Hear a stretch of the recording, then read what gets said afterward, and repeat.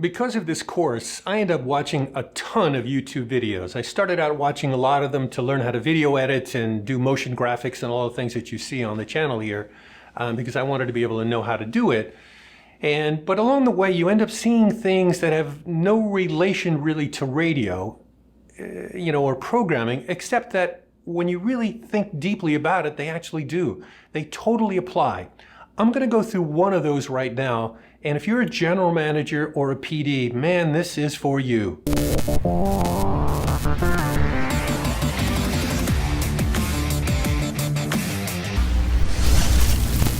I was bouncing around on YouTube and I hit this particular channel, and it was by a very major graphic design company, the kind of the companies that would design a Nike logo. They charge $70,000 to $100,000 per logo. They do not do hourly rate for their logos. And the guy who runs this company, I believe it was in London, I'll put the link below so that you can actually see the full lesson. He was doing like a seminar in front of graphic designers from different parts of the world. And I thought, okay, this is cool. I was sort of curious as to how he charges. Now, this is not going to be about logos really, but I'll go through what he laid out, and then I'm going to apply it to radio. And if you're a manager, this should be really interesting to you. And before I even get there, I'm going to tell you, if you take what this guy was saying to heart and transpose it over to radio, it probably will become very clear to you, because it certainly did to me as a general manager, former general manager, and having to worry about a chain and stuff too in the programming. It's really easy to pay your people totally the wrong salaries.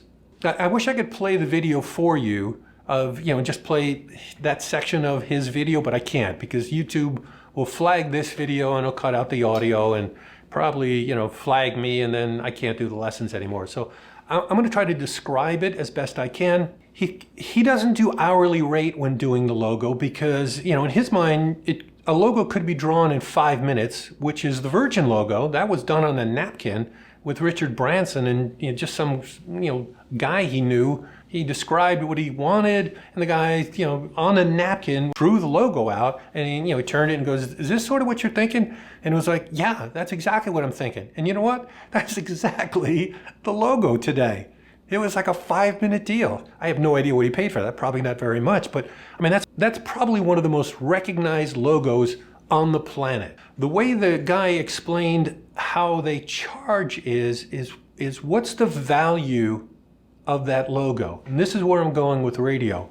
What's the value of that logo? What's the value of that person in your station or in your company? Monstrous bearing, really.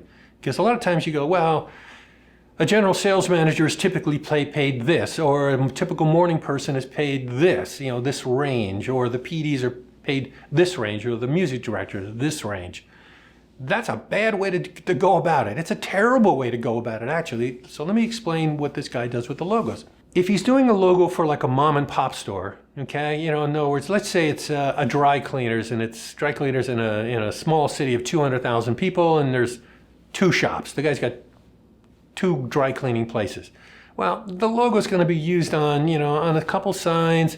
It's going to be on a letterhead. It's going to be put on that little ticket that you get, when you drop your clothes off, they give you the ticket and you come back with it. That's pretty much all the logo is going to be used on. Maybe a little ad here and there, but probably that's it. It's not going to be used very much. Okay, so essentially what I'm trying to say is, in a huge way, the logo doesn't matter. Hardly at all. It doesn't impact the bottom line in any way. So, that's one side, and that's a lot of stations. But then there's the other stations and the other companies, Nike or Apple or IBM or just some big monstrous company, particularly maybe it's Chanel or some other thing that you're doing hundreds of millions of dollars worth of sales. All of a sudden the logo matters, and the logo matters more on this end, what I'm about to describe, than what you would think it would mean. Let's say a Chanel logo. Okay, Chanel at Christmas time starts pounding TV with Chanel TV ads. There's the logo. It's on $3 million worth of TV production, and then probably another $100 million of TV ads. Think of that for a second. There's like if I'm anywhere in the ballpark, that's $103 million riding on that logo. On top of that, every single box has got the Chanel logo on it. Inside, all the printing has got the Chanel logo on it. At the end of the day, they're going to probably spend on that logo, once they get that logo and commit to it, they're probably going to spend $300 million, $400 million on that logo. That's how significant that logo is to a company like Chanel and any big company like that. Hence, the person making that logo is going, well, if you're going to use this on $400 million worth of stuff, and I'm being conservative, I'm not charging you, hourly rate. You're going to pay 70 to 100 grand, maybe 200 grand, maybe 300 grand for this logo, and it will be a bargain. Because here's what's important, because if that logo sucks and they don't do a good job, there's $400 million worth of advertising, printing, logos on packaging, and damage to the brand out the window. If they don't do it right, you lose $400 million of what you spent. Now let's port that over to radio, okay? And your mind may already be there. If you're GM, your mind may already be ahead of me. Hopefully it is. Let me take a category that usually is killed in radio, anymore, and that's a music director, okay? Now, if you're a PD, stay with me here, because I'm going to also do something for your return on investment if you're a PD. All right, I'm bouncing between a GM and a PD here. One is cash and one is money and bottom line. The other is your career. Now, let's say you're an owner and you have a music director and PD and all the other stuff, and you need to make some cuts and you're paying people the way you're paying them. And more than likely, the music director is not getting a great salary.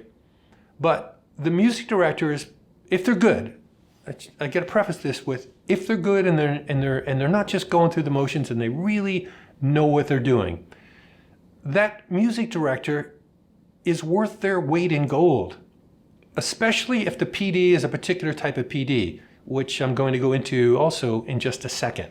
I'm going to tell you a story about a station. There's a station in Toronto called Boom.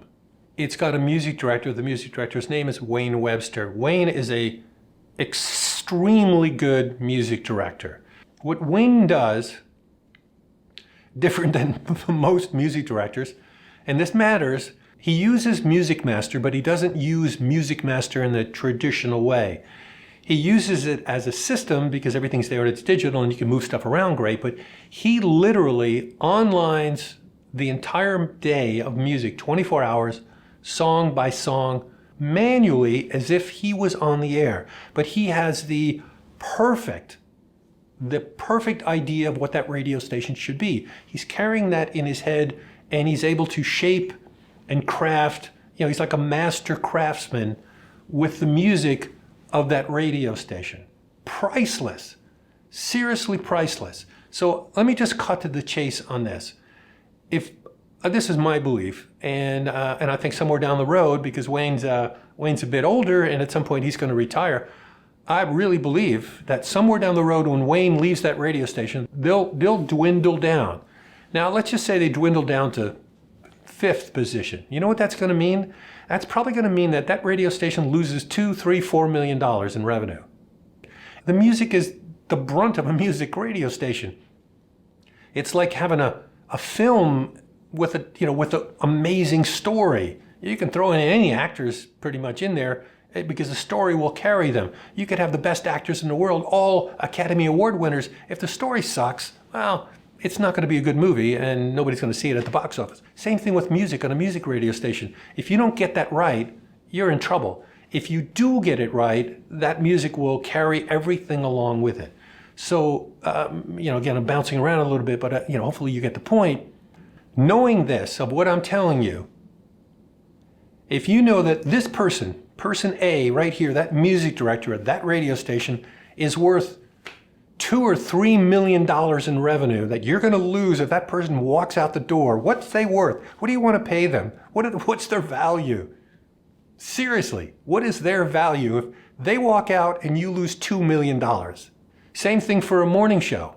And I'm going to reverse that for a morning show too, because I have seen morning shows get paid 300 grand, 400 grand, because that's sort of the norm. And you know what? They're not worth it at all. They're nowhere near worth that. They're worth maybe they're worth 100 grand, because if they disappeared, nothing would change. It would be the same.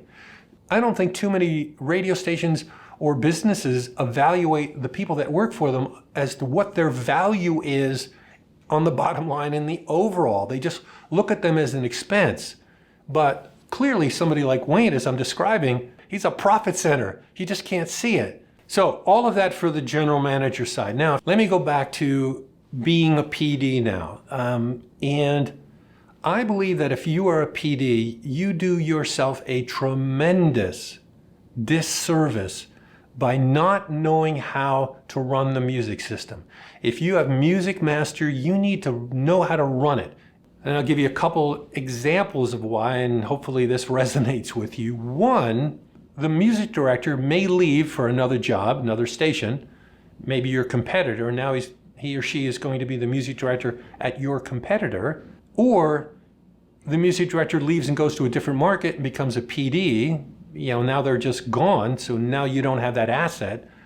Or the music director gets fired, which is, usually seems to happen more and more in this day and age. And you don't know how to do what the music director was doing, and maybe you get somebody else who can run the system, but you're not as adept at setting up all the categories and all the rules and those type of things. And usually what ends up happening, because I've seen it a lot, is a PD will do well at one radio station, and the PD will get hired away at another radio station. Might even be in the exact same format. They go from top 40 to top 40. It's a different market, but all of a sudden their new station that they go to doesn't sound as good as the old one, and that PD can't get it to sound as good as the old one. And the reason is that the PD doesn't know how to do the music system, or the PD doesn't have as good an ear as the music director that he or she had at the previous radio station.